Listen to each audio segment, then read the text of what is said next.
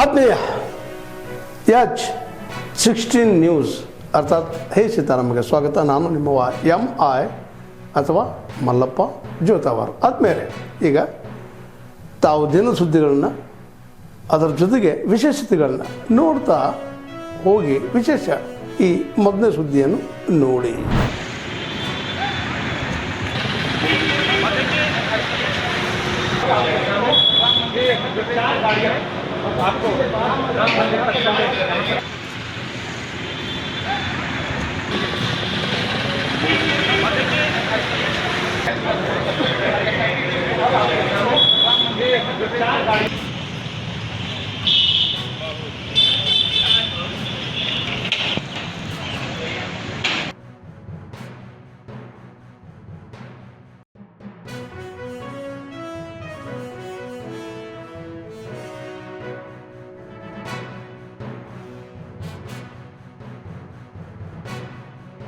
ಸಂತ್ರಸ್ತ ನೋಡಿ, ಸಂತ್ರಸ್ತರಿಗೆ ಕರೆ ಸಂತ್ರಸ್ತ ನೋವು ನಮ್ಗೆ ಅರ್ಥ ಆಗದ. ಸಂತ್ರಸ್ತರಿಗೆ ಎಲ್ಲ ರೀತಿಯಿಂದ ಸಹಾಯ ಸಹಕಾರ ಮಾಡಬೇಕು ಅನ್ನುವಂಥದ್ದು ಕಳೆದ ನಾನು ಚಾರ್ಜ್ ತೊಗೊಂಡ್ಮೇಲೆ 1.5 ತಿಂಗಳ ಸತತವಾಗಿ ಪ್ರಾಧಿಕಾರದಿಂದ ಯಾವ ಕೆಲಸ ಎಲ್ಲೆಲ್ಲಿ ಆಗಬೇಕು ಅನ್ನುವಂಥದ್ದು ಎಲ್ಲ ಅಧಿಕಾರಿಗಳು ವಿಶ್ವಾಸಕೊಂಡು ಕೆಲಸ ಮಾಡ್ತಾಯಿದ್ದೀವಿ ನಾವು.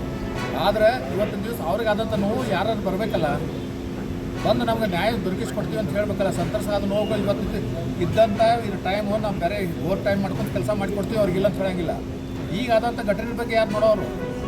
ಯಾಕಂದ್ರೆ ಅವ್ರಿಗಿರ್ತಕ್ಕಂಥ ಆದಂಥ ಅಮಾಯಕ ಅಧಿಕಾರಿ ಅವ್ರ ಪರಿವಾರದವರು ಅವ್ರ ಕುಟುಂಬದವರು ದಿನನಿತ್ಯ ರೋದನೆ ಮಾಡ್ತಾ ಇದ್ದಾರೆ.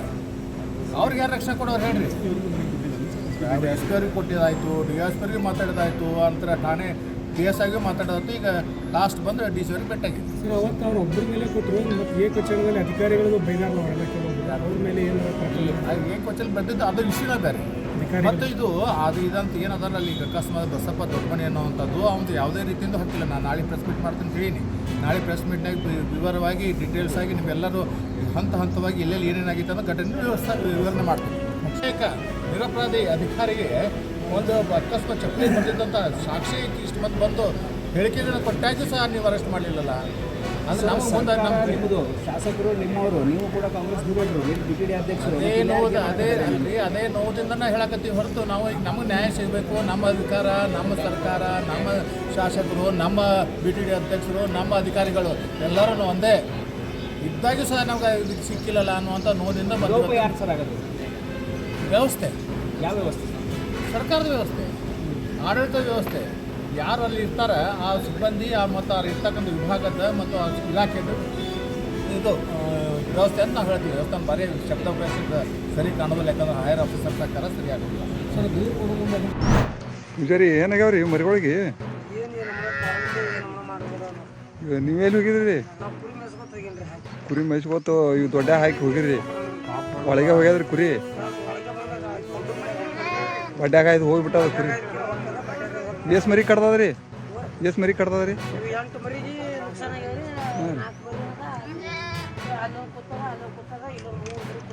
ಹಾಂ ರೀ, ಒಂದು 10 ಮರಿ 12 ಮರಿ ಕಡ್ದದ್ರಿ ಒಟ್ಟ.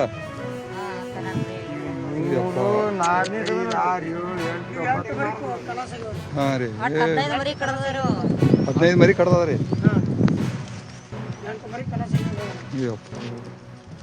ಅಪ್ಪ ನುಕ್ಸಾನ್ ಆಗೈತೆ ನೋಡ್ರಿ. ಸುಮ್ ಬಡ್ರು ಮಾಡ್ಕೊಂಡು ಇಲ್ಲಿಗೆ ಮತ್ತೆ ಇದಕ್ಕೆ ಇಲ್ಲಿ ನಾವು ಜರ ಅಲ್ಲಿ ಇಲ್ಲಿ ಜರ ಇರ್ತೇವು. ಏನೋ ನೀವು ದೈವ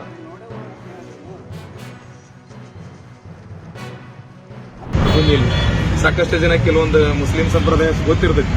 ಕರ್ಬಾಲ್ ಅಂತ ಮೇನ್ ಪ್ರಮುಖಾದಂಥ ಮೊಹಮ್ಮದ್ ಪೈಗಂಬರ್ ಅವರ ಮೊಮ್ಮಗ ಹಜರತ್ ಹುಸೇನ್ ಅವರು ಇರ್ತಕ್ಕಂಥ ಏರಿಯಾದಾಗ ಒಂದು ಅಜೀದ್ ಅಂತ ಒಬ್ಬ ಯಾರೋ ದೊರೆ ಬಂದು ಅಟ್ಯಾಕ್ ಮಾಡಿರ್ತಾನೆ. ಅಟ್ಯಾಕ್ ಮಾಡಿರ್ತಕ್ಕಂಥ ಮರುಭೂಮಿಯಲ್ಲಿ ಅದೇ ಪಕ್ಕದಲ್ಲಿ ಇರ್ತಕ್ಕಂಥ ಒಂದು ನದಿ ಇರ್ತದೆ.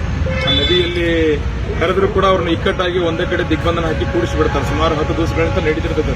ಮೊದಲ ದಿವಸದಿಂದ ಏನೇನು ಆಗ್ತಿರ್ತಾವ ಅಂತೇಳಿ ಒಂದು ಅನ್ನ ಮತ್ತು ನೀರು ಇಲ್ಲದೇನೆ ಅವ್ರು ಒಂದು ಕಡೆ ಕೂಡಿ ಹಾಕಿ ದಿಗ್ಬಂಧನ ಹಾಕಿ ಚಿತ್ರಹಿಂಸೆ ಮಾಡಿರ್ತಕ್ಕಂಥ ಹೋರಾಟದ ಹಾದಿಯಲ್ಲಿ ತ್ಯಾಗ ಸಂಕೇತದ ಅಂತ ಹೋರಾಟದ ಹಾದಿಯಲ್ಲಿ ಕೆಲವೊಂದು ಇದಿರ್ತಾರಂತ ಒಂದು ವೀರಮರಣ ಹೊಂದಿರತಕ್ಕಂಥ ಹೇಳಿ ಅಲ್ಲಿಂದನೇ ಒಂದು ಇದು ಸ್ಟಾರ್ಟ್ ಆಗ್ತದೆ.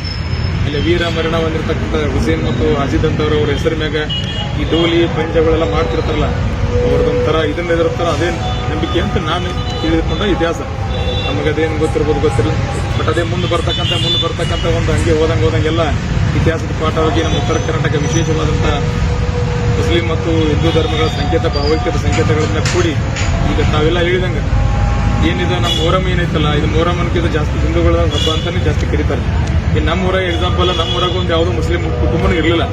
ಅಟ್ಲೀಸ್ಟ್ ಅದನ್ನ ಡೋಲಿ ಮತ್ತು ಪಂಜೆ ರೆಡಿ ಮಾಡಕ್ಕಿರೋ ಒಂದು ಮುಸ್ಲಿಂ ಕುಟುಂಬ ಅಂತೇಳಿ ನಮ್ಮ ಊರು ಹಿರಿಯರು ಹೋಗಿ ಬೇರೆ ಪಕ್ಕದಲ್ಲಿ ಇರ್ತಕ್ಕ ತಾವೆಲ್ಲ ಇಲ್ಲಿವರೆಗೆ ಸುದ್ದಿಗಳನ್ನು ನೋಡಿದಿರಿ, ಜೊತೆಗೆ ವಿಶೇಷ ಘಟನೆಗಳನ್ನು ಸಹ ನೋಡಿದಿರಿ. ಅದು ನಿಮ್ಗೇನು ಅನ್ನಿಸ್ತು? ನಿಮಗೆ ಲೈಕ್ ಮಾಡಿರಿ, ಶೇರ್ ಮಾಡಿರಿ, ಕಾಮೆಂಟ್ ಮಾಡಿರಿ, ಜೊತೆಗೆ ಸಬ್ಸ್ಕ್ರೈಬ್ ನಿಲ್ಲಿಸ್ಬೇಡ್ರಿ. H16 ನ್ಯೂಸ್ ಅರ್ಥಾತ್ ಸಿದ್ದರಾಮಯ್ಯ ಸತ್ಯದ ಕೈಗನ್ನಡಿ ವಂದನೆಗಳು.